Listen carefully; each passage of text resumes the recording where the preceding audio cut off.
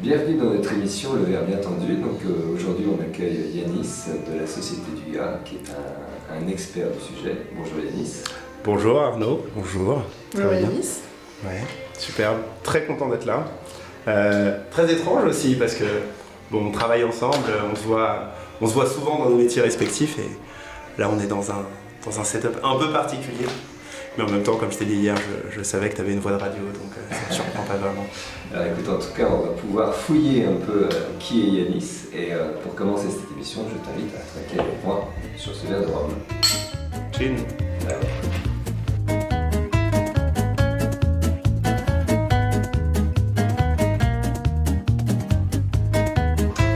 Yanis, je vais tout de suite, puisque comme tu le dis, ça fait très longtemps qu'on travaille ensemble maintenant et que je connais bien ton expertise et je sais que tu es un passionné d'abord. Est-ce que tu pourrais nous dire comment cette passion est née et finalement quel est le moteur de tout ça? Alors je vais essayer de ne pas partir dans une trop longue tirade parce que je pense que comme beaucoup de monde dans les métiers du vin et du spiritueux, on a beaucoup de profils qui ont eu des précédentes vies. Avant, moi ça a été mon cas, j'ai commencé d'abord dans le journalisme, comme j'en discutais tout à l'heure. Moi je me destinais à faire du grand reporter, à faire du journalisme d'information. Mais en fait, finalement, ma carrière, elle s'est tout de suite orientée vers le produit du terroir parce qu'à la suite de l'école de journalisme, je me suis retrouvé très vite dans le pôle des émissions de cuisine de M6. Donc je pense qu'il y a une petite graine sûrement qui a été plantée à ce moment-là. C'est toujours difficile de savoir vraiment comment la passion, elle a germé. Mais par contre, je me souviens du moment où j'ai vraiment décidé de laisser derrière un peu ma carrière de journaliste, même si elle n'a jamais vraiment commencé. Et là, c'est tout simplement une rencontre, c'est un mentor. Hein. Moi, j'étais à la fin du journalisme, je cherchais un peu à sortir de ce métier parce que finalement, je m'y retrouvais plus trop. Je me retrouvais dans des émissions de cuisine qui me plaisaient énormément, mais les émissions de cuisine, ça vous fait manger qu'une petite partie de l'année finalement. Le reste du temps, vous travaillez dans le divertissement télé, donc c'est des émissions un peu plus proches de la télé-réalité. On va dire que c'est peut-être un peu moins ma came quand il faut regarder ça au coin du feu le soir. Et donc, alimentairement, j'ai commencé à bosser derrière le bar. Et il se trouve que j'ai eu de la chance parce que j'ai été embauché dans un bar qui était pas très loin de chez moi à l'époque, qui s'appelait Le Salot, et qui était un bar en dessous du Silencio. Alors le Silencio, gros bar à cocktail, il faut une carte de membre à peu près à 3 600 € l'année pour pouvoir y rentrer. Et en fait, j'étais super impressionné par le bar manager qui s'appelait Rob McCardy, qui est toujours, je pense, une pointure de la tequila et de l'agave en France, qui aujourd'hui est brasseur, qui a ouvert sa brasserie du côté de Nantes. Et qui m'a juste intéressé. Et à un moment, je suis passé au Silencio, il m'a fait un martini, il m'a dit qu'est-ce que c'est qu'un martini? Alors c'est du gin, c'est de la vodka? Ok, t'as le droit de dire les deux. Comment c'est le gin? Pourquoi on fait du gin?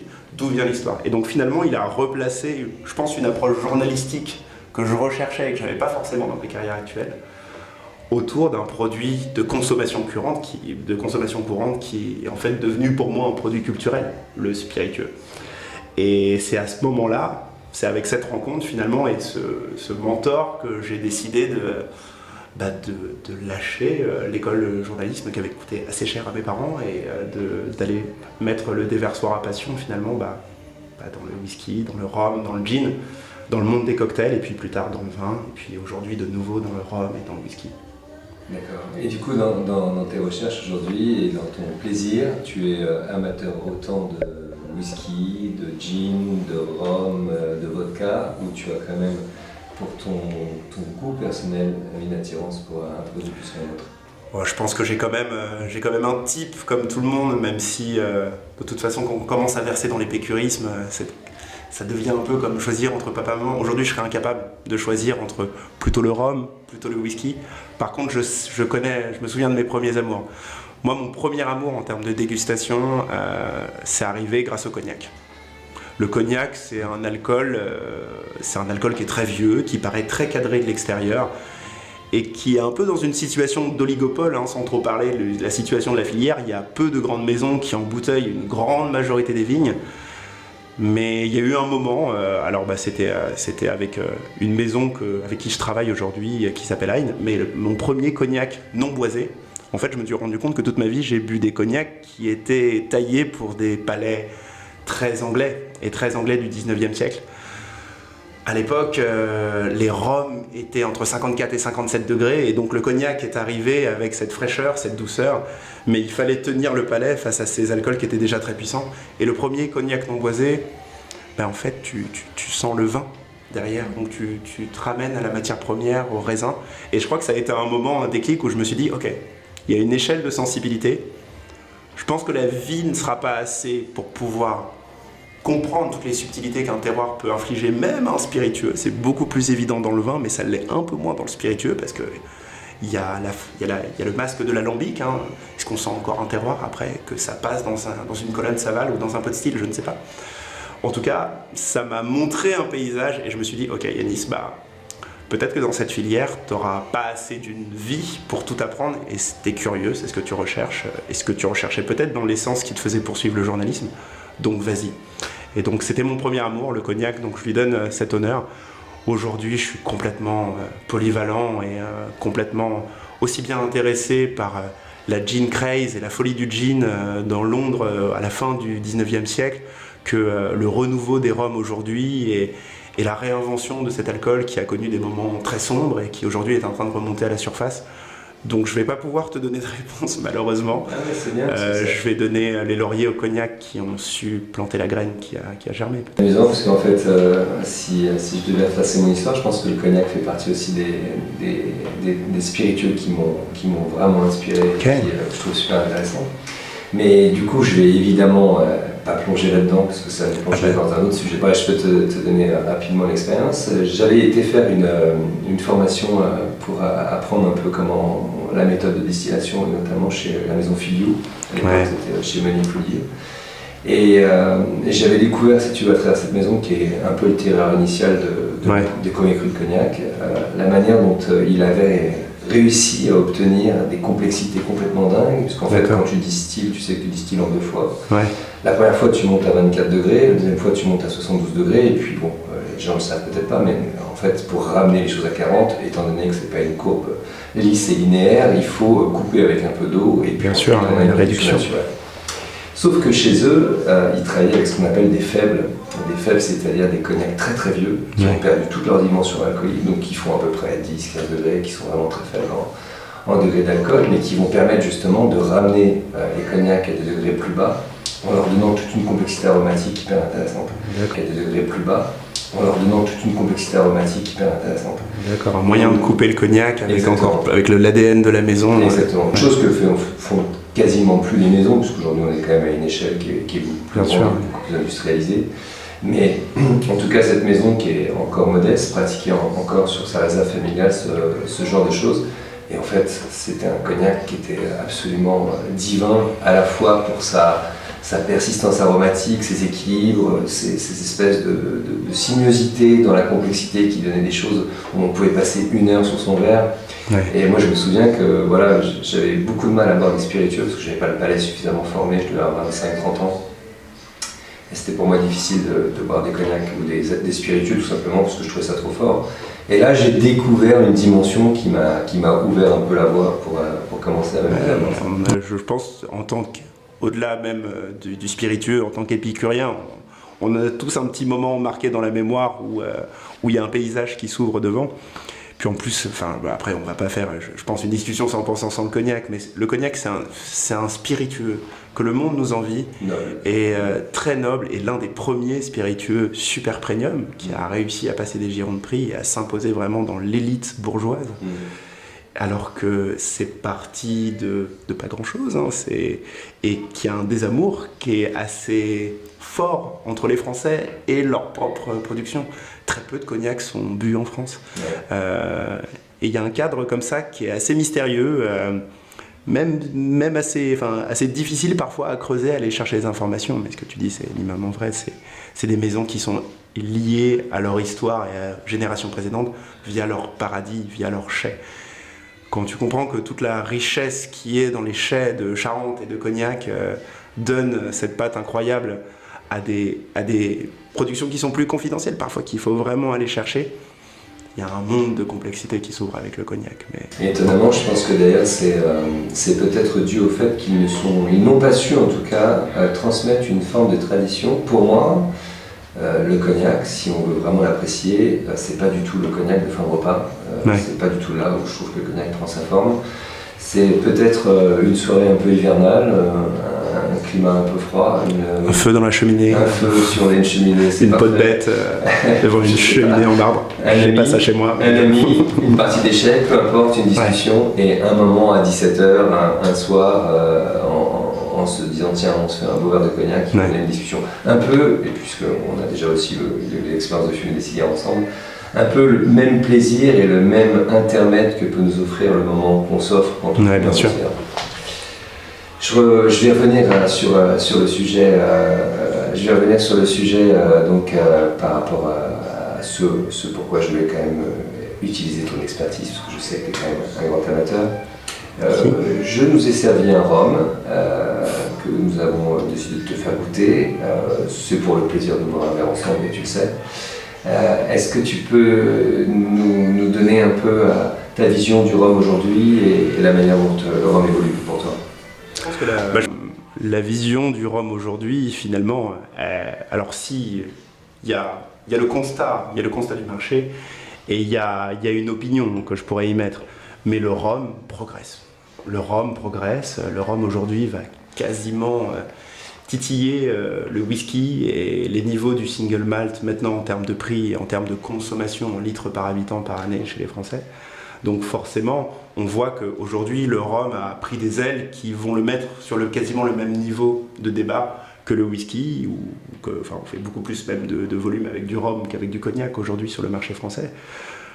Le rhum est dans la place, le rhum s'est premiumisé. Ça, il n'y a aucun débat, c'est-à-dire que ses prix ont monté, et surtout, je pense que il y a sûrement eu des tendances tout aussi rapides sur l'histoire du spiritueux en France, mais il faut quand même se souvenir qu'il y a 6 ans, même chez un caviste ou sur un rayon de supermarché, vous alliez voir la diversité des rhums qui étaient proposés. On était très loin aujourd'hui, finalement, de l'explosion qu'a connue le marché. Et cette explosion, elle répond à une demande, bien sûr, mais là où mon opinion va différer, c'est, je pense encore aujourd'hui que le rhum a bénéficié peut-être de ce que tu citais sur le cognac, mais du peu d'efforts qu'ont fait les marques de whisky pour continuer à fédérer autour de leur propre base de jeunesse sur le marché occidental. C'est-à-dire que les grandes marques de whisky, les grandes marques de cognac, elles ont le regard plutôt tourné vers le Levant ou vers l'Orient. Donc c'est les États-Unis, c'est l'Asie du Sud-Est, et forcément il y a toute cette base de nouveaux consommateurs qui aujourd'hui, à travers les réseaux sociaux, à travers Internet, a accès très vite à des histoires, à la culture, et veut goûter du rare, du cher, du sensible, entre guillemets, je dirais. Et cette base, elle a trouvé un superbe terrain d'exploration sur le rhum. Il faut que le rhum garde ça, si elle veut continuer à progresser. Le rhum, il a très bien négocié le virage de la jeunesse, je pense. Maintenant, il ne faut surtout pas que le rhum se sente non plus trop comme le cognac ou comme le spiritueux, à aller vouloir, c'est bien de vouloir s'exporter, mais il faut arroser cette plante, il faut la chérir, et ça veut aussi dire pouvoir s'assurer qu'on continue de fédérer des nouveaux amateurs, des néo-amateurs de spiritueux, parce que je pense que quand aujourd'hui vous peut-être débutez dans le monde du spiritueux, en fait, vous vous posez devant la question, par où je vais commencer à explorer? C'est un peu comme les vins, finalement. Il y a peu de gens qui se disent « Allez, moi j'attaque les grands crus classés 1855 bordelais ». Ils vont plutôt commencer à monter l'échelle de qualité à travers la Loire, à travers les Côtes-du-Rhône. Alors déjà, il y a une question de prix, peut-être. Et puis surtout, il y a une question d'image, d'accessibilité. Le rhum, c'est une personne qui a les bras ouverts à tout le monde et qui dit « Venez goûter, c'est facile, c'est accessible, c'est rond, c'est fruité, c'est complexe, c'est amer, parfois ça fume comme une station à essence. Peu importe, c'est le plaisir. » Quand vous abordez peut-être le monde du cognac aujourd'hui, vous vous dites « Oulala, peut-être que je vais réussir à goûter quelques fines, quelques VS. Est-ce que les XO, je ne suis pas sûr que j'aurai les moyens. Je crois que je n'ai pas les codes. J'ai peur de me retrouver dans une cave voûtée avec des personnes en toge qui goûtent ça en disant des mots que je ne comprends pas. » Voilà. La force du rhum, c'est son accessibilité et il faut qu'elle le garde. Ça va être le virage, à mon avis, que va connaître le rhum dans la tension qui va venir sur les 5 prochaines années. Maintenant, ça va être de continuer à fédérer. Dans tous les cas, il y aura largement de quoi faire pour les geeks, pour se rassasier et puis pour aller encore chercher des histoires. Parce que le rhum, vous pouvez citer tous les pays, de toute façon, l'exode de la canne à sucre, partout la canne à sucre est passée. Elle a laissé une culture, elle a laissé des histoires, elle a laissé des images, et il y a encore énormément de choses à explorer. Cette fois-ci, quand on regarde du côté de l'Asie, qui sont plutôt proches des origines de la canne, il y a énormément de matériel végétal que l'on n'a pas cité. En Martinique, on cultive de la canne verte, de la canne bleue, de la canne... Parlons de la canne à peau jaune, qui est l'une des plus proches du saccharum original, qui a donné des variants incroyables en Asie, mais qui n'a jamais été distillée. Il y a énormément de choses encore à explorer dans le rhum. Il faut juste pas trop s'embourgeoiser. T'as énormément d'histoires captivantes et justement, j'imagine que ta perception du spiritueux et même cette définition, elle a dû évoluer. Je me demande un petit peu quel a été quel est toujours en fait ton processus d'apprentissage. Comment t'as pas été aussi rebuté et intimidé par ce vaste monde qui est certainement tout autant que celui du vin ou que d'ailleurs n'importe quel domaine. Franchement, face à l'abîme, on est toujours un peu déstabilisé et comme tout le monde, à un moment, je me suis dit « Oh là là, je serai jamais de ma vie un expert, c'est trop vaste. » Mais c'est comme dans le vin, même si on se concentrait sur une toute petite région viticole, comme la Savoie, quand vous y allez, l'abîme il s'ouvre forcément. Et moi je me suis retrouvé face à cette question-là en me disant mais comment je vais pouvoir rattraper ce savoir? Il y a des gens qui connaissent beaucoup plus que moi. Mais la raison finalement, l'explication, c'est tout simplement la passion. Et à un moment de réaliser que super Yanis, tu seras jamais un expert, tu auras toujours des choses à apprendre et tu rencontreras toujours des gens plus jeunes, plus vieux, qui vont te brûler en connaissance dans le monde du rhum. Toi, ce que tu as, c'est ton réservoir à passion. Donc ça veut dire quoi? Ça veut dire, ma copine m'en veut beaucoup, mais sur ma table de chevet, c'est pas des romans de KPDP, c'est des livres sur le rhum guatémaltèque. Les vidéos YouTube et mon arborescence Instagram, on me propose que des vidéos sur le rhum parce que je crois que l'algorithme a compris que j'aimais bien ça. Et puis après, derrière, j'ai la chance de faire un travail qui me met au contact d'une clientèle assez difficile, les cavistes. Et en fait, moi, ce que j'ai toujours aimé avec les cavistes, c'est qu'on peut venir de milieux, de métiers qui sont ultra différents. On peut venir de niveaux sociaux ultra différents. Quand on parle, quand on a ce moment où tout d'un coup on est autour d'un verre et on raisonne, et là on se met à se balancer du savoir parce qu'il y a quelque chose de bon dans le verre, et puis qu'on a complètement oublié qui est l'autre, d'où il vient, on est juste là dans le moment présent avec lui, c'est généralement là où on chope le plus d'informations. Ces masterclass, ces soirées, ces salons, ces fins de salon, surtout quand les verres déjà sont rentrés un peu dans le niveau sanguin. Et on parle à bâton rompu, c'est finalement peut-être là où j'ai le plus appris. Et donc pour ça, ça implique même de dépasser ses horaires et forcément de ne pas hésiter à traîner le soir dans tous les événements que l'on peut avoir. Et aujourd'hui, j'ai la chance, c'est un peu une tornade auto-nourrissante, c'est-à-dire que je crée des événements et j'invite des gens et ils me lâchent des histoires incroyables et après je les utilise. Je vais passer le message, je vais faire des passes décisives à Arnaud ou à d'autres cavistes autour. Et après, je les vois passer ces histoires encore et faire des passes décisives à leurs clients avec des références qui résonnent. Et je me suis toujours dit, et je me le dis encore, Yanis, tu connais que dalle, tu connais rien. Justement, par rapport à ça, Yanis, et pour que peut-être ceux qui nous écoutent puissent avoir aussi pédagogiquement une construction dans ce qu'on est en train de se dire. Tu m'as donné beaucoup d'informations là. Est-ce que tu peux décrire un peu et expliquer un peu aux gens justement les 3 formes de rhum en global que l'on retrouve, puisque finalement c'est une question dont on a souvent discuté tous les deux et qui n'est pas toujours évidente pour le consommateur de comprendre en fait les styles de rhum qui peuvent exister. Et puis également peut-être un peu l'histoire de cette canne, puisque cette canne, elle provient pas forcément des Antilles, en tout cas pas que. Est-ce que tu peux nous donner des informations là-dessus? Alors je vais essayer d'être le plus générique possible, parce que forcément, si on s'attache à l'histoire des grands styles coloniaux de Rome, on va se retrouver face face à énormément d'informations et à énormément d'éléments historiques, qui, si on rentrait dans le détail, on pourrait sûrement tenir jusqu'à demain matin, et puis moi je me ferais combrer par ma copine parce que je suis rentré tard, et donc on veut tous les deux éviter ça. Mais c'est vrai qu'aujourd'hui, alors toi et moi, on en parle souvent dans nos métiers, on parle souvent de tradition espagnole, de tradition française et de tradition anglaise. C'est vrai que c'est une vieille nomenclature pour diviser les styles de Rome, une nomenclature qui est un peu remise en cause aujourd'hui, parce que c'est vrai qu'à l'ère moderne, finalement, les traditions anglaises qui devraient être faites dans des alambics à whisky, donc des pot stills, ils sont pour la plupart faits en colonne. Donc on a un peu dépassé cette égide, ce cadre. Mais pourtant, elles viennent s'ancrer, ces mots, dans des histoires qui influencent vraiment la touche et la patte et l'aromatique du rhum. Donc on va commencer peut-être, alors c'est difficile de mettre un ordre chronologique, mais la plus vieille tradition, en tout cas connue qualitativement, c'est sûrement la tradition anglaise.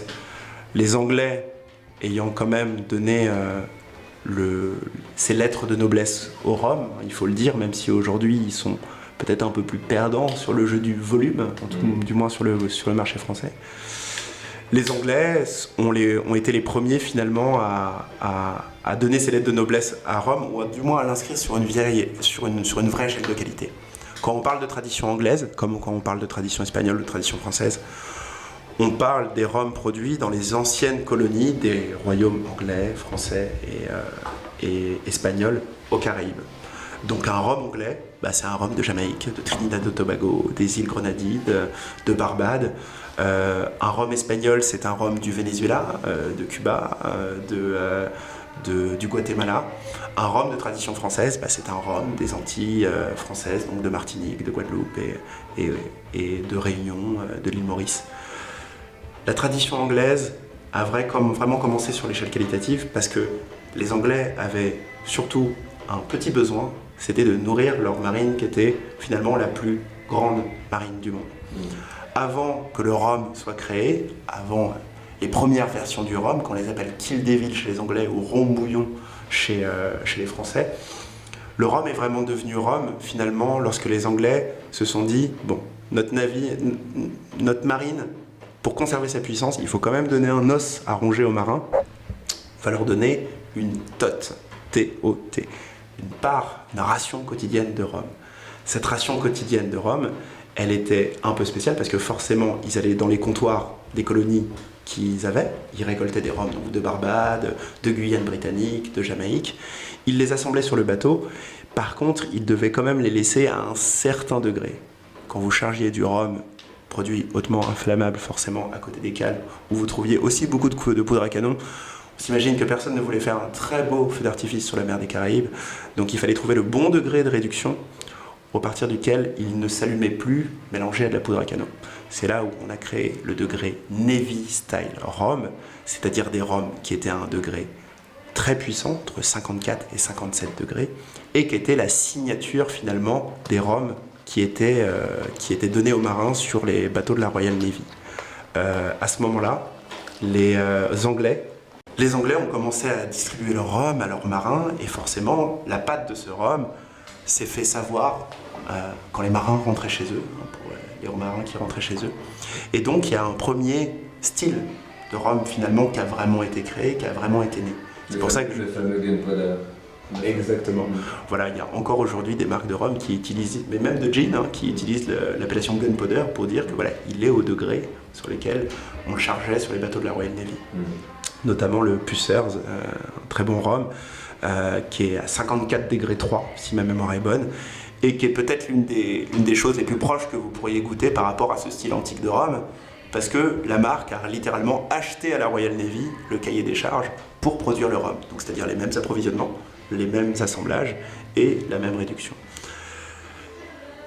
Le rhum anglais a commencé à se populariser. Si je fais fast-forward assez vite pour nous amener à parler de la tradition espagnole, la tradition espagnole, on peut dire qu'elle commence quand même, je vais dire en deuxième dans l'histoire, surtout grâce au miracle cubain.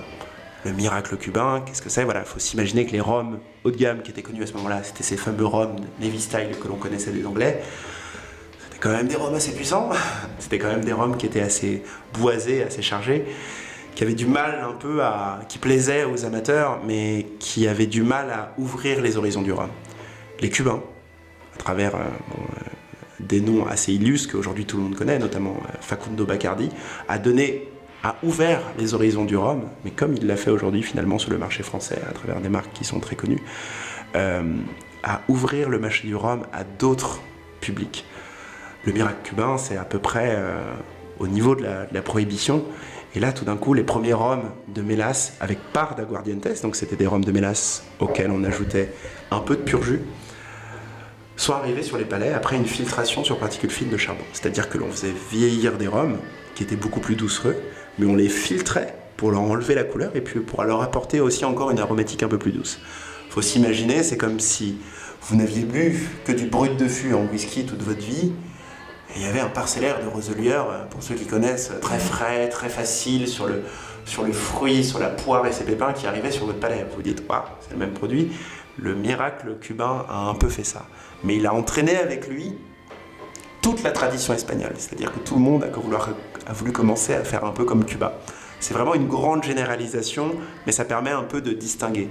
Les Espagnols ont ramené des techniques très espagnoles aussi pour aider la production de rhum dans les anciennes colonies espagnoles. On parle notamment de la Solera. Dans les rhums de tradition espagnole, on va trouver ce vieillissement dynamique avec fût pyramidal et soutirage et assemblage avec des rhums jeunes et des rhums vieux au sein du même fût où le vieux va éduquer le rhum. Les rhums espagnols, c'est vraiment une école qui est très libre. Aujourd'hui, on peut concentrer des noms qui sont très connus comme Diplomatico, comme des noms qui sont beaucoup plus techniques comme Santa Teresa. C'est vraiment une échelle très vaste. On va dire qu'elle se complaît quand même plus dans la séduction, dans un nez qui est beaucoup plus sur la vanille, sur le caramel, sur une certaine douceur peut-être. Voilà, une douceur et quelque chose de très appelant, une aromatique qui est très séductrice.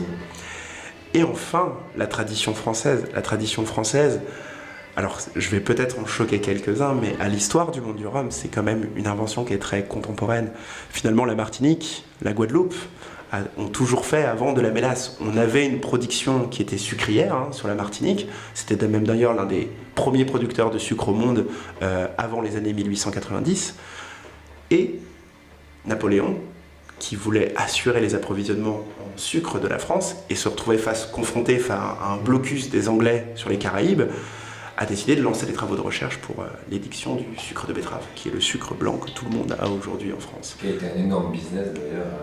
Qui a été un énorme business, mais même un énorme business de recherche. C'est-à-dire que quand il a lancé les travaux, il a été voir toutes les plus grandes universités, il a lancé des projets faramineux pour la recherche sur le sucre de betterave. Ça a été une course contre la montre, le sucre de betterave, parce qu'il fallait approvisionner la France en sucre, et la France avait la Martinique et les Antilles qui la livraient en direct.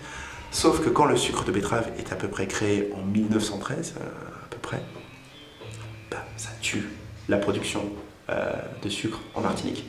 Plus d'export, plus de livraison de sucre à la France. Du coup, fast forward, la morte lente des distilleries qui n'arrivaient pas à trouver des débouchés à l'export, finalement, à un moment, ils se disent à quoi bon faire du sucre? On ne vendra pas le sucre. On aura de la mélasse qu'on pourra distiller, mais à quoi bon faire du sucre? Mettons le pur jus de canne dans l'alambic. Et donc là, après un long combat qui va nous amener jusqu'aux années 30, vraiment on commence à avoir un shift dans la production de rhum de tradition française, où le pur jus de canne prend le dessus, et encore, c'est pas dans toutes les îles. La Guadeloupe fait encore de la mélasse. La Réunion fait plus de rhum de mélasse que de rhum de pur jus. Peut-être que la grande force des rhums français, ça a été de tout de suite mettre un cahier des charges beaucoup plus exigeant, puisqu'en fait, on peut aussi s'imaginer que le cahier des charges n'est pas le même pour tout le monde. Bien sûr. Et que quand tu regardes un petit peu sur les Caraïbes, tu peux avoir des tolérances ou en tout cas des autorisations qui ne sont pas tolérées pour d'autres. Et peut-être cette exigence a créé ensuite le niveau de qualité qu'on a obtenu sur les rhums. En tout cas, c'est vrai que le cahier des charges martiniquais de 1972 a vraiment consacré une stabilité dans la qualité. Ça, on ne peut pas le dire. Après, de différents sons de cloche martiniquais aujourd'hui, il a aussi beaucoup limité la créativité. C'est un peu comme un vigneron qui se mettrait en vin de France. Puis il y en a beaucoup plus qui le font aujourd'hui parce qu'ils estiment qu'ils ont envie de revenir à certains cépages, peut-être un peu moins productifs, mais plus liés à leur climat, à leur région d'origine. Et je pense qu'on va commencer à avoir cette vague qui va arriver aussi bientôt en Martinique, parce que c'est vrai que le cahier des charges est très contraignant. Donc tu penses, là en fait j'essaie de traduire ta pensée, tu penses que le cahier des charges a été probablement au départ, on va dire celui qui a permis au rhum français de s'émanciper, Ouais. en tout cas dans sa productivité et dans sa notoriété, et tu penses qu'aujourd'hui c'est un frein par rapport à ça? C'est-à-dire que tu trouves qu'ils sont peut-être moins créatifs que ce que tu peux Je voir pense pas que ailleurs? c'est un frein. Je pense que c'est un galon de qualité nécessaire. Dans tous les cas, les gens qui veulent en sortir, il y a des marques qui le font, hein, qui mettent pas Rhum Agricole Martinique. Ils peuvent très bien le faire et continuer à avoir du succès. Hein. Si je parle d'A 1710, c'est une marque très geek, petite distillerie, très technique, mais en même temps, elle n'a jamais mis Rhum AOC Agricole Martinique. De toute façon, ils ont un alambic à pot still. Ils n'ont pas de colonne. Ils pourront jamais produire un Rhum AOC Agricole Martinique. Et ça ne les empêche pas de plaire à un public qui est très connaisseur en France. Je pense juste que y a de plus en plus de gens qui vont le faire. Le problème de la Martinique, c'est aussi que c'est une petite île et que c'est une goutte d'eau à l'échelle mondiale de production de rhum. Ça serait trop facile de voir le monde du rhum sous le prisme seulement martiniquais, parce que la Martinique, finalement, produit assez peu et a un positionnement assez haut en termes de qualité de produit. C'est-à-dire que même si les rhums sont jeunes, ils arrivent à des prix plus hauts parce que c'est des produits qui sont plus qualitatifs dans leur essence. Et je pense que, du coup, l'AOC Martinique, c'est pas un problème. Il y a des gens qui sortiront de ce carcan, mais moi, par exemple, mon opinion sur le futur, là où les marques devraient peut-être aller se concentrer, c'est que il va falloir un moment se rapprocher de la matière première, et la matière première, c'est le blanc. C'est le rhum de dégustation blanc. Quand on parle de rhum blanc de dégustation en grand public, il y en a encore qui voient beaucoup des bouteilles que l'on peut voir en supermarché, Dillon, 1 litre, mais il y a une vraie échelle de qualité dans le rhum blanc, sans vieillissement. Alors, venant du monde du vin et la qualité, enfin, l'idée française que l'on se fait de la qualité, je suis conscient que le vieillissement passe par là, et donc que les rhums vieux, forcément, réfèrent à quelque chose de plus qualitatif. Mais aujourd'hui, on voit des choses exceptionnelles sur le blanc, et à mon avis, il y aura une échelle de qualité qui sera bientôt très vaste chez le blanc. Mais pour y arriver, le public aura besoin de prescriptions, de conseils. Et c'est pour ça que, pour moi, c'est le prochain égide, en tout cas dans mon petit secteur professionnel, moi qui ai la chance de travailler presque uniquement avec des cavistes, où le marché va s'épanouir et va continuer à recruter et à fédérer des nouveaux ambassadeurs du futur. Donc laissons-le là où il est, l'AOC. Si les gens ne sont pas contents avec, ils ont tout à fait le droit d'en sortir et de s'épanouir en dehors. Mais il faut continuer à explorer. Il faut continuer à explorer, et je pense pas qu'on peut encore aujourd'hui dire au rhum martiniquais « restez comme ça, c'est bien ». Toutes les histoires modernes nous apprennent que les modes de consommation, surtout en termes de spiritueux, c'est un cercle, c'est un cycle. Vous aviez, dans les années folles, les empires de la quina, du bonnet, liqueur beer, des noms peut-être qui aujourd'hui disent plus rien au quina des motels, mais qui étaient des fortunes puissantes. Il n'y a que la Chartreuse qui a réussi à se maintenir les crises. Mais il y a des gens qui sont tombés, il y a des gens qui sont revenus. Apérol, c'est un retour, hein. Ce n'est pas une découverte avec le spritz. L'alcool, les modes de consommation sont cycliques, elles reviendront. Mais ceux qui arrivent à garder et à inscrire leur nom dans l'histoire, c'est ceux qui sont toujours en train de se réinventer. Et j'ai peur que l'AOC parfois limite la réinvention que peuvent faire certains distilleries martiniquaises. Et de toute façon un petit peu plus prosaïque peut-être, je sais pas, mais est-ce qu'on pourrait aborder ta profession et qu'est-ce que c'est de travailler finalement pour ou à Dugas? Bien sûr, ce que c'est de travailler à Dugas, finalement, nous au Dugas, on est des distributeurs importateurs. C'est-à-dire qu'on importe des références, on les concentre dans un entrepôt. C'est d'ailleurs notre fondateur qui disait, nous, notre premier métier, c'est l'entrepôt. Et ensuite, on compte sur une force de vente spécialisée, comme moi, pour aller prêcher la bonne parole de nos références dans toute la France. Il y en a beaucoup, des distributeurs. Il y en a, c'est un milieu assez concurrentiel. On a beaucoup de concurrents et de différentes tailles, avec différentes spécialisations. Ce qui fait vraiment, finalement, la qualité de mon travail aujourd'hui et la façon dont je l'exécute, c'est plutôt même l'ADN de ma société. Les distributeurs en France sont très nombreux. C'est comme dans le vin, il y a énormément d'intermédiaires. finalement, ils vont tous peut-être travailler avec des codes qui sont communs au business, mais en même temps qui vont être associés à des spécificités qui sont liées à leur ADN de naissance.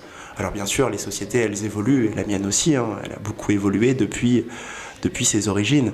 Mais c'est vrai que Dugas, ça a quasiment commencé comme un petit club de dégustation, en fait. Qui était surtout spécialisé en vin muté au départ. Exactement, la Casa del Porto à l'origine. Et c'était vraiment un tout petit réseau de porto fin qui était distribué à des épiceries fines, à des cavistes, à des connaisseurs. Donc ça a commencé comme ça. Aujourd'hui, l'ADN, il s'est peut-être un peu dilué parce qu'on est une beaucoup plus grosse société et forcément, on a beaucoup plus de marques à l'époque où le catalogue tenait sur une page A4. Mais il y a toujours une petite goutte de sang de l'ADN qui reste et qui fait que on m'oblige, mais on m'incite à faire mon travail, d'abord guidé par la passion. Et nos marques, elles le reflètent. Donc on va aussi chercher en comité de dégustation à travailler avec des gens qui ont des vraies histoires, qui ont des pieds ancrés dans une ADN avec des racines qui vont assez profondes. Et après, chaque distributeur va y ajouter sa couleur et son propre ADN. Moi, j'aurais pas changé de métier. Moi, j'étais très heureux caviste. J'avais une petite cave dans le 17e arrondissement.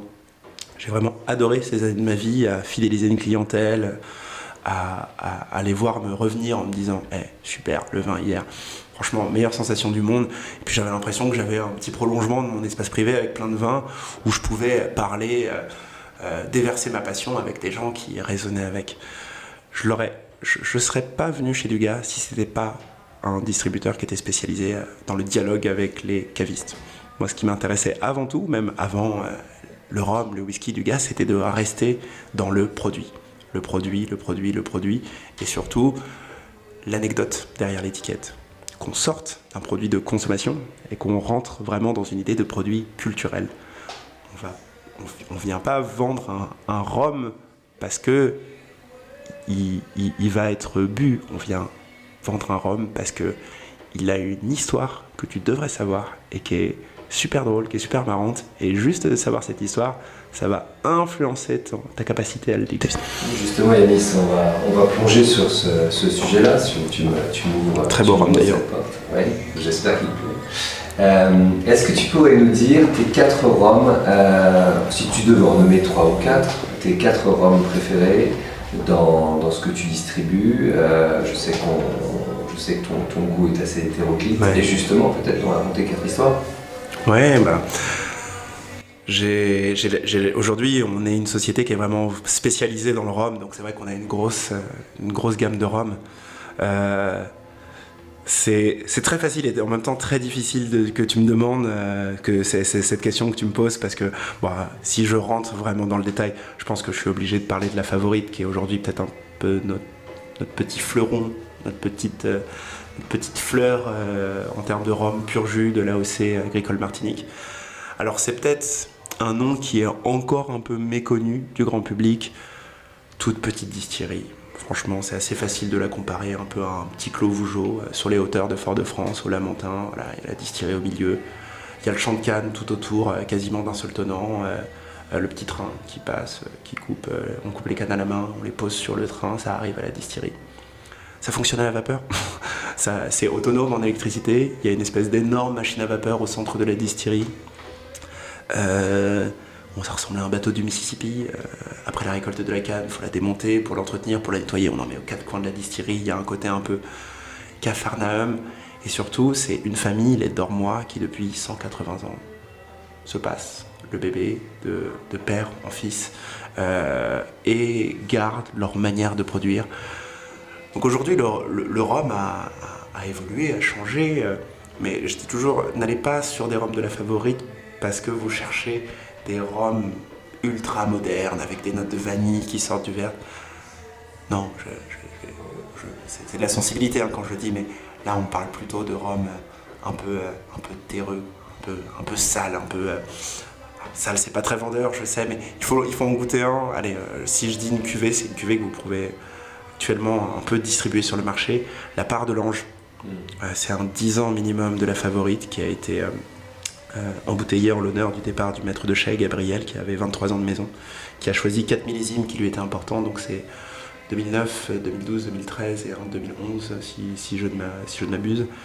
Ça en fait un 10 ans minimum. Mais en fait, quand vous sentez le pruneau, quand vous sentez la coque de bateau, quand vous sautez cette petite note de terreuse, ouais, moi c'est ce que j'adore en fait, c'est l'unicité. Voilà, c'est du rhum comme on le faisait il y a avant et c'est des notes très particulières. Je m'épanouis plus maintenant dans une certaine forme d'unicité, même si elle est un peu clivante, que parfois dans ces notes qui sont très faciles à atteindre avec des chênes blancs américains qui donnent des arômes de vanille, de caramel très prononcés, qui donnent des rhums super élégants et super gourmands. Et voilà, si vous voulez goûter cette note un peu terreuse, la favorite. Sur la favorite, pour ce qui est de la gamme, puisqu'on en parlait tout à l'heure, c'est aussi intéressant dans ces rhums blancs où on a une pureté, pour le coup, où on n'a justement pas de camouflet en fait. On a le sentiment d'avoir une précision de distillat qui est complètement étonnante, avec de la complexité. Et c'est ce qu'on se disait lorsqu'on avait été goûter ensemble pour le salon que vous avez organisé il y a une quinzaine de jours. Oui, tout à fait. Quand on goûte la favorite, on se dit on a quand même affaire à un très très joli rhum, très précis, avec de la complexité, et qui est quasiment pas recouvert par une méthodologie ou une maturation particulière, où on a la pureté et le côté vraiment complètement complexe et étonnant. Oui, et puis en fait, il y a quelque chose qui se passe avec le spiritueux, c'est-à-dire qu'on juge un spiritueux primairement à travers son arôme et autres, mais il y a tout un giron qui est immatériel, qui est de la réaction du spiritueux sur le palais. Alors parfois, ça peut passer par des expériences de dégustation où on peut sortir des mots très bizarres, mais la façon dont se comporte un distillat sur le palais, la texture qu'il sait infliger à votre langue, la longueur et l'onde sur lequel se déroulent ces arômes, c'est des choses immatérielles qui parfois touchent pas forcément avec toutes les distilleries, mais quand vous allez au stand de la favorite, il n'y a pas une cuvée qui vous laisse indifférent sur cet aspect immatériel. Je sais qu'à travers un micro comme ça, ça peut paraître assez immatériel, assez mystique presque comme façon de le dire, mais ce sont des éléments tangibles, objectifs, et qu'on n'arrive pas forcément parfois à mettre des mots dessus, et pourtant on le ressent. Mais si on parle de rhum blanc, moi j'ai eu une incroyable découverte aussi avec des rhums de chez A1710. A1710 qu'aujourd'hui on ne travaille plus ensemble, mais c'est quand même une marque qui doit avoir le droit de citer, notamment sur la perle brute. Avec ses rhums de truffe. Voilà, c'est une bouteille de rhum blanc qui est brute d'alambic, parce qu'on n'est pas sur une colonne. La perle brute, vous l'ouvrez dans un coin de la boutique, et à l'autre bout, les gens pensent que vous faites une dégustation de truffe blanche d'Italie. Donc là, il faut le sentir, les mots sont vains, finalement, c'est des arômes qui sont tellement typés. Et aussi, il faut le dire, quand on reparle du cahier des charges, des arômes que le cahier des charges a essayé de gommer finalement. Le cahier des charges et les arômes végétaux a essayé de s'en distancier. C'est venu de beaucoup d'événements différents dans l'histoire, mais notamment des cyclones qui ont couché les cannes rouges, et puis voilà, il y a des bactéries, et puis ça sentait la truffe finalement quand ça sortait, qu'on les relevait et qu'on les distillait. Et donc on était là, la truffe, on ne veut pas sentir le champignonnaire, on ne veut pas sentir ça dans les rhums, il ne faut pas que l'AOC le favorise. Pourtant, aujourd'hui, c'est des arômes qui sont vrais, qui rappellent au matériel végétal et qui, moi personnellement, qui me surprennent toujours, qui me plaisent, quoi. Alors ça c'est super intéressant parce que tu me fais découvrir finalement que cet arôme particulier truffé qu'on a dans le A1710 notamment est dû finalement à une conséquence, à un ouragan d'humidité, et en fait c'est quasiment un défaut qui fait que ça en fait sa qualité aujourd'hui. Ouais, alors dans l'histoire, il y a notamment eu dans la vague, le séisme qu'a déclenché Napoléon en voulant créer le sucre de betterave. Il y a aussi eu des ouragans terribles à peu près à cette période-là qui ont mis en difficulté les distilleries, surtout qu'à l'époque on avait quand même beaucoup moins de cannes roseaux, qui est une canne qui arrive quand même avec une écorce un peu plus dure, et on avait beaucoup plus de canne rouge qui est beaucoup plus friable, beaucoup plus légère, donc c'est-à-dire qu'elle plie, elle couche sur un trop gros coup de vent. Et donc c'était des raisons objectives qui faisaient qu'effectivement, avec son écorce qui avait été couchée, le contact avec la terre, effectivement il y avait des arômes tertiaires qui étaient arrivés dans la canne, et qu'on avait jugé comme indésirable à l'époque. Mais ça vient aussi d'autres facteurs de distillateurs, type la durée de la fermentation. Comme avec un vin en meursault, on peut aller parfois chercher l'autolyse. L'autolyse, c'est lorsque votre levure a mangé votre sucre pour le transformer en éthanol et qu'elle a fini sa vie et qu'elle meurt et qu'elle se désagrège et qu'elle va apporter de la texture ou des arômes tertiaires à un vin, par exemple à meursault, ou sur un rhum. La levure, aujourd'hui, du cahier des charges Rhum Agricole Martinique, je crois que c'est entre 15 et 20 heures, elle a fait tout son travail. C'est bon, elle a mangé l'alcool, elle a mangé le sucre, elle l'a transformé en alcool, elle a fini sa vie. Mais la favorite, par exemple, on pousse jusqu'à 72 heures, la fermentation. On va chercher au maximum de ce que dit le cahier des charges. Ce phénomène de l'autolyse, de fermentation longue, poussée. Les Jamaïcains font des fermentations qui sont extrêmement longues et très complexes. Là, on va même jusqu'à mettre la levure en stress avec... alors, je sais pas, j'ai entendu beaucoup de choses aujourd'hui dans le monde jamaïcain, des carcasses de chèvres que l'on jetait dans les mud pits ou des fruits exotiques, ça c'est plus vrai, que l'on jetait dans les cuves. Enfin, les mud pits, c'est des travées où on mettait le jus de canne pressée pour pouvoir mettre... où on mettait la mélasse, pardon, pour pouvoir mettre la levure en situation de stress. Et donc aller chercher des autres molécules que l'on appelle des esters. Et ça donne des rhums high esters. Bon, c'est un autre sujet, mais c'est la fermentation, ça peut aussi générer énormément de champignonnaires, de truffes et de végétales. Il y a d'autres moyens objectifs d'y arriver, même si le grand cyclone de, je ne sais pas, 1923, je n'ai plus souvenir de la date, qui avait couché toutes ces cannes, d'une certaine façon, a aussi généré un traumatisme qui s'est peut-être plus tard retrouvé un peu dans l'AOC Agricole Martinique. Distillerie numéro 2. Distillerie numéro 2. Je vais rester dans le pur jus agricole, mais je vais peut-être... Alors non, d'abord, on va parler quand même un peu de rhum ambré. Moi, j'ai une marque que j'ai eu la chance de visiter il n'y a pas très longtemps, au Panama, qui est une histoire assez riche, Abuelo. Alors, c'est un rhum de mélasse avec du pur jus dedans, donc il y a 15% de pur jus, qui est plus pur descendant de la tradition cubaine. Mais je trouve qu'aujourd'hui, dans le marché du rhum, quand on parlait de continuer à fédérer, de continuer à recruter des nouveaux amateurs de rhum, je pense que Abuelo fait partie de ces marques qui ont bien compris qu'il y a un pont à faire entre le sucre et la fraîcheur, entre le mielé et l'épicé. C'est-à-dire que c'est des rhums qui sont beaucoup plus asséchés, beaucoup plus aériens, parce qu'ils ont une part de pur jus qui vient réduire la sensation de mélasse et de mielé, et qui sont à des taux de sucre résiduel quand même beaucoup plus bas que ce que l'on peut connaître avec Bumbu, Diplomatico, Don Papa.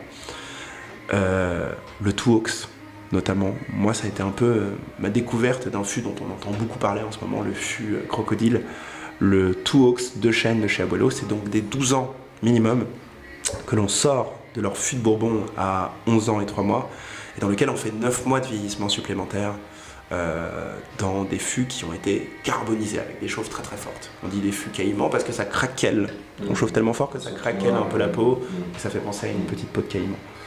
En fait, quand vous avez la rondeur, mais que vous avez cette note grillée, toastée, toi qui es un amateur de cigares, moi je trouve que le Tuox, quand je sais pas trop quel rhum choisir pour aller avec un cigare, c'est mon go-to par excellence. Le Tuox, quand même de la rondeur, un accueil qui est assez enveloppant, j'ai l'impression que je parle de matelas, c'est un peu bizarre. Un accueil qui est très tradition espagnole, mais en même temps qui sait dérouler sur de l'épice et puis ouvrir une nouvelle porte, quoi. Et puis j'ai la chance d'y avoir été. Alors j'ai fait mes notes depuis, c'est la deuxième distillerie qui a quand même l'un des plus gros stocks de chais.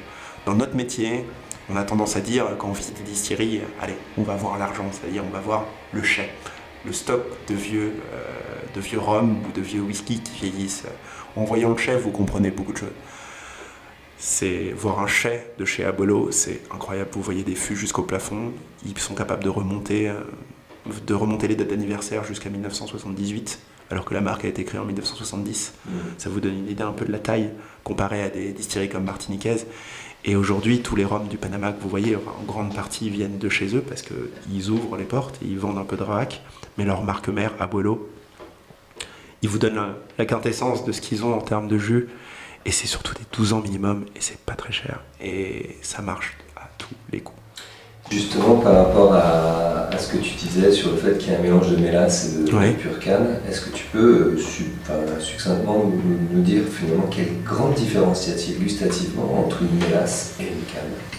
Entre une mélasse et une canne, alors déjà je vous dirais, c'est vrai que c'est plus dur à faire pour le commun mortel, mais je peux vous dire que la différence en termes de distillat, elle est éminemment différente. Lorsque vous goûtez un pur jus qui sort de l'alambic, c'est quand même des choses qui sont beaucoup plus riches, vous avez déjà une base d'arôme qui est très présente. Quand vous goûtez un rhum qui sort de l'alambic de mélasse, vous vous rendez compte que c'est une base qui était finalement assez neutre. Le pouvoir que vous donne la mélasse, déjà, c'est de simplifier économiquement votre exploitation agricole, c'est-à-dire que vous allez faire du sucre et vous allez avoir de la mélasse. Donc vous allez vendre le sucre et après avec la mélasse, vous allez soit la vendre, soit la distiller et tirer des profits aussi des rhums qui sont issus de cette mélasse. Mais surtout, vous la distillez à des degrés beaucoup plus hauts. Et donc à 85 degrés, il vous donne beaucoup plus de liquide en vieillissement, finalement, avec la réduction après l'ajout de l'eau, qu'un rhum pur jus qui en Martinique est bloqué par exemple à 72, 73, 74, 75 maximum. Goûter un rhum de mélasse sortant de l'alambic, finalement vous vous rendez compte que c'est une base qui est assez neutre, mais qui va vous donner un pouvoir en termes de vieillissement, en termes d'assemblage. Donc en pouvant avoir des larges touches, alors, on va dire, c'est comme si vous aviez un piano à 288 touches, au lieu d'avoir avec le pur jus finalement le résultat de ce que vous donne la nature.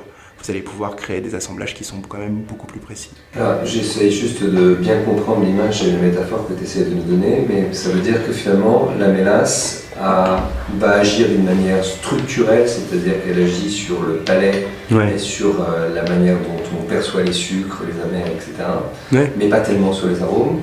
Et la canne, elle, au contraire, a une complexité aromatique complètement étonnante parce qu'elle est beaucoup moins neutre dans son rendu et dans sa complexité, mais par contre avec une trame qui va être peut-être plus tendue, moins sucre et en tout cas moins perceptible ou moins modifiable. Et si on parle du distillat qui sort de l'alambic, oui. Alors après, si on parle vraiment du produit fini, quand on parle des rhums de mélasse, aussi, on ne peut pas éviter la question du sucre résiduel. Bien sûr. Lorsque ça sort d'un alambic, normalement, il n'y a plus aucun sucre résiduel. Ou alors sur une portion qui est vraiment infime. On parle de 0,0 quelque chose de sucre résiduel. Mais les rhums de mélasse ont pour tradition d'être sucrés. Donc on y ajoute du sucre résiduel. On a une certaine limite à partir de laquelle on ne peut plus appeler ça rhum, si on dépasse 20 grammes de sucre résiduel par litre, par exemple. Et donc forcément, les rhums de mélasse, pour être plus amènes aromatiquement, ont toujours été édulcorés. Donc l'édulcoration des rhums de mélasse, ça vient leur donner une aromatique qui est très ronde et très miellée et très caramélisée par rapport aux rhums pur jus qui sont sans sucre résiduel et uniquement influencés aromatiquement par ce qu'influence le bois. Le rhum de mélasse, ça c'est le produit fini, c'est la différence aromatique entre le produit fini et le rhum pur jus en termes de produit fini. Mais il faut vraiment se rendre compte que quand on parle de base, on a aussi, ça j'allais y venir, mais différents niveaux de qualité dans la mélasse.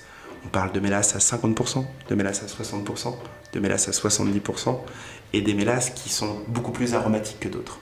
On peut avoir des rhums qui sortent de l'alambic et qui ont déjà des arômes très fleuris avec la mélasse. Généralement, vous savez que c'est aromatique quand ça commence un peu à sentir le céréal, le popcorn. Moi, c'est un peu la signature aromatique que je reconnais avec un bon rhum de mélasse qui sort de l'alambic. Et après, le vieillissement, c'est votre talent de maître de chai, de maître assembleur. Je ne sais pas si c'était bien répondu à ta question, si, parce que c'est un peu complexe de les résumer de profil aromatique. C'est un sujet qui peut intéresser et éclaircir un peu les amateurs. Et tu penses que il est plus facile peut-être de commencer sur des rhums de mélasse que sur des rhums de pure canne? Dans le milieu, on a un dicton qui dit que tu commences en Espagne, tu t'épanouis sur la France et après, éventuellement, tu vas vieillir sur des rhums de tradition anglaise. Donc on parle bien sûr de la nomenclature des anciennes traditions. Aujourd'hui, comme on le disait, on ne peut plus vraiment réfléchir en termes de nomenclature coloniale parce que les rhums ont changé et le milieu a évolué. Mais c'est vrai que ça soit même mon parcours personnel à moi ou le parcours de la plupart de mes confrères chez Dugas, on commence toujours d'une certaine façon par par des arômes plus sucrés. Et après, on évolue vers l'élégance avant d'aller peut-être plus dans la niche et aller chercher des choses qui sont plus typées. Moi, par exemple, j'ai travaillé longtemps dans le vin, je suis un gros passionné de vin aussi. Bon, j'ai commencé par le Cabernet d'Anjou, hein, c'est du rosé sucré de Loire. Je ne suis pas très fier aujourd'hui de le dire pour la première fois de mon premier podcast sur cette planète, mais t'en parlais déjà, j'avais besoin qu'un palais se fasse et il fallait juste que la porte, elle s'ouvre. Si on ouvre la porte à travers le sucre, très bien. De toute façon, après, c'est la passion qui va vous retenir, c'est l'épicurisme qui va vous faire évoluer, mais vous allez ruisseler sur tout le reste de l'arbre du rhum. Donc, je suis vraiment pas un apôtre des rhums trop sucrés, même si parfois il y a trop sucré, et on peut parler de produits parfois qui sortent même du cadre du rhum. Moi, je suis vraiment d'accord, pour rester fidèle à ce que je disais avant, explorons, tant que l'on reste accessible et que l'on reste les bras ouverts, il y aura largement de quoi satisfaire tout le monde. Et surtout, les débutants de demain seront les experts dans ce milieu. Les débutants d'aujourd'hui seront les experts de demain. Une distillerie numéro 3, peut-être qui sortent de la zone, je dirais, caribéenne, ou pas forcément caribéenne, mais en tout cas dans ce que tu considères vraiment comme une petite pépite originale, un placement un peu différent des autres. Écoute, j'ai eu la chance de tourner il n'y a pas très longtemps avec la distillerie d'Indochine qui fait le rhum Sampan pour nous, qui est, je trouve, un très très beau projet. Alors c'est aller chez vos cavistes qui l'ont, parce que malheureusement on ne peut pas livrer tout le monde. C'est une distillerie qui produit très peu, je crois qu'elle fait un peu moins de 100 000 litres d'alcool pur par an. Mais elle s'est très très vite groupée pour très bien bosser. On parle de rhum pur jus, agricole, sur du monovariétal, c'est de la canne à peau jaune, endémique au Vietnam, avec une approche qui est complètement millésimée, qui va s'ouvrir bientôt sur le parcellaire, parce que c'est encore un jeune projet. Donc là ils ont commencé à présenter leur premier vieux en 2021-2022. C'est un superbe paysage qui va s'ouvrir sur les espèces endémiques d'Asie. Faut le savoir, les Asiatiques, finalement les Vietnamiens par exemple, ne sont pas très intéressés par le rhum. Donc c'est vraiment des produits qui se destinent à des palais français, ça a été d'ailleurs monté par les Français. Et donc il y a encore cette approche qui est très cognacée, c'est-à-dire que l'on va distiller en fût de cognac, on va distiller en alambic de cognac, en alambic charentais, on va vieillir avec des bois de cognac. Mais derrière, ça vous ouvre une porte sur la rondeur et quand on met le nez dans un Sampan, je trouve qu'il y a vraiment cette note de fruits jaunes qui est très typée, qui vous sort un peu parfois du matériel végétal, truffé, champignonnaire ou plus floral, agrumes comme en Guadeloupe de la canne. Et Sampan, moi je trouve qu'ils sont vraiment à surveiller parce que ça bosse bien, c'est fidèle au matériel végétal et en même temps c'est un peu dur à trouver, désolé. Même son brut de colonne à 65 degrés, remarquable équilibre, on n'a pas l'impression d'avoir 65 degrés dans le verre. Exactement, et puis il y avait déjà un savoir-faire de distillation, ça effectivement sur des hauts degrés, on le sent très bien. Il y a un savoir-faire sur le vieillissement, c'est fin, c'est frais, et surtout ils se laissent une part à l'exploration. Donc là, ils nous ont proposé des eaux de vie de cerise l'année dernière, en termes de vieillissement, des fûts qui ont contenu des eaux de vie de cerise.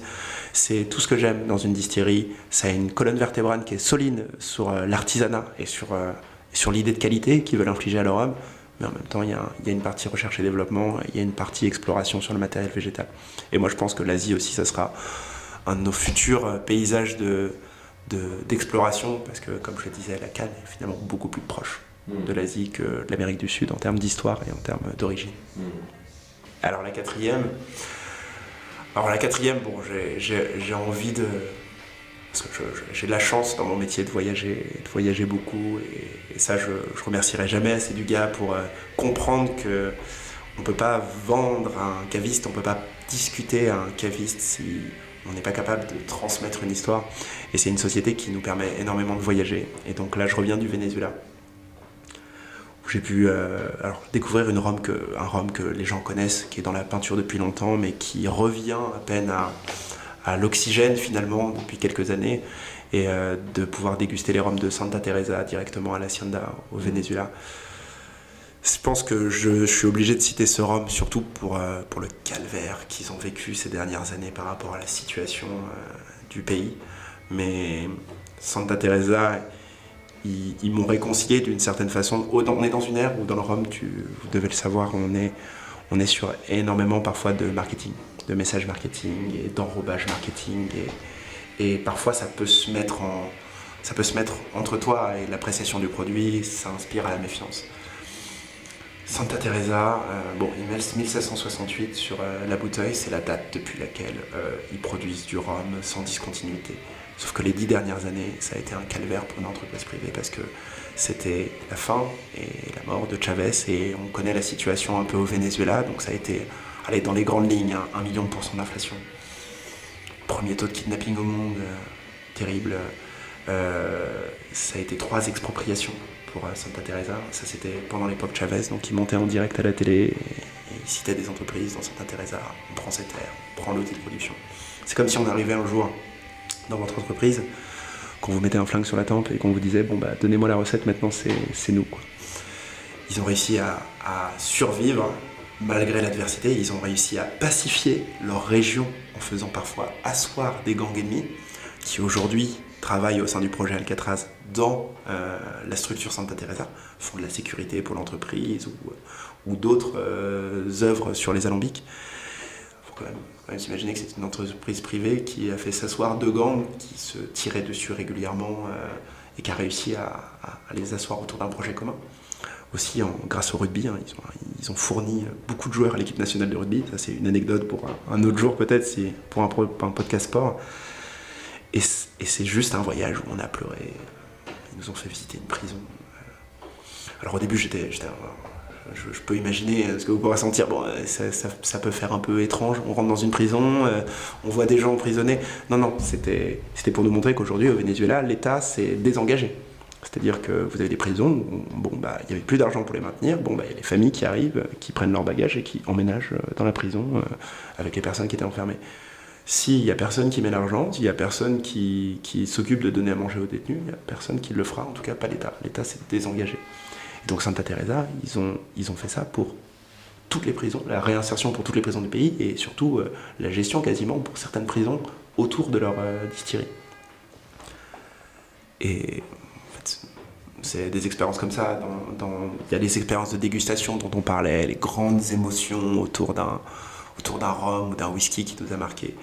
Mais Santa Teresa, en fait, c'est vraiment l'idée de se dire que quand on met une bille dans une bouteille de Santa Teresa pour déguster un rhum qui déjà en plus est en 35 ans d'âge, alors à moins de 60 €, on va mettre une bille dans quelque chose de bien plus important que ça derrière. Et ça pourrait paraître du marketing, mais ça l'est vraiment pas parce que j'en reviens et j'ai encore les émotions du Venezuela qui sont assez fraîches.